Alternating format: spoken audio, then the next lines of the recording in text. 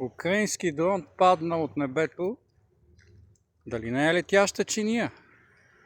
Нашите по шорти от плажа отиват и почват да го гледат. Какво е сега това? Дай да пратиме запитване до Украйна. На украинците им дреме. То всъщност може да е минал през кой знае откъде. Обаче нашите седат и умуват. Ще изпратиме запитване до Брюксел. Ще чакаме.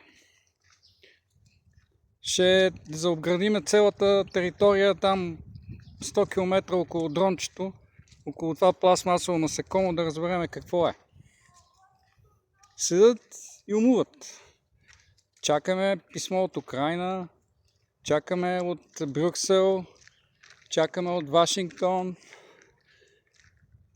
да изследваме пластмасовото насекомо. И докато чакаме, защото в тази държава всеки чака някой, седиме и чакаме. И нашите по шорти, военни, седат и чакат по Байтошовски да мине бурята. Ма тя бурята вече е дошла. След време ще почне да падат дронове. Ще казваме, че това не са дронове, а метеорити. Та дали не е това наистина летяща чиния?